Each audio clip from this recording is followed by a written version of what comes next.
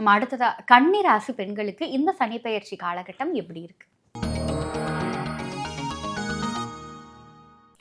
நேராக உட்காந்து நம்மளை தானே பார்த்துட்டு இருக்கிறாரு.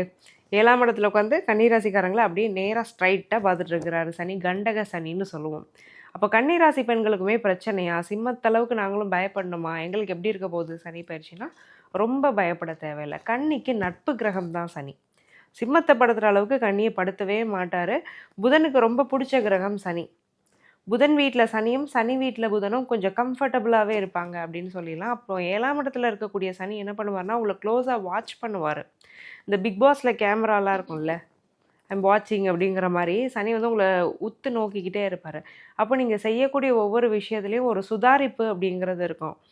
கையில் ஒரு பொருளை வச்சுக்கிட்டே தேடுறது, இது தப்புன்னு தெரிஞ்சும் அதை பண்ணுறது, ஏமாந்துருவோன்னு தெரிஞ்சும் பணத்தை கொடுக்கறது, இந்த மாதிரி மூளையை மழுங்கலிக்கக்கூடிய செயல்களை அந்த பாவகிரகத்தோட பார்வை லக்னத்தில் விழும்போது அதை செய்ய வைக்கும். ஸோ அந்த விஷயத்த கொஞ்சம் தவிர்த்துக்கணும். அதேமாதிரி சோம்பல் அதிகமாகும். ப்ரொகாஸ்டினேஷன், அதாவது எதையுமே தள்ளி போட்டுகிட்டே இருக்கிறது. ஈவினிங்லேருந்து நான் படிப்பேன், நாளையிலேருந்து நான் எக்ஸசைஸ் பண்ணுவேன், இன்றைக்கி சாயங்காலத்துலேருந்து நான் டயட் ஃபாலோ பண்ணுவேன், இது அப்புறமா பண்ணிக்கலாம், நாளைக்கு பண்ணிக்கலாம், நாளான்னைக்கு பண்ணிக்கலான்னு தள்ளி போட்டுக்கிட்டே போகிற ஒரு டெண்டன்சியை சனி கொடுப்பாரு. கண் கண்டதை கை செய்யணும் வாங்க இல்லையா? அதை ஒரு தாரக மந்திரமாக வச்சுக்கிட்டீங்க அப்படின்னா இந்த கண்டக சனியுடைய பாதிப்புலேருந்து கன்னிராசி பெண்கள் வெகுவாக தப்பிக்கலாம்.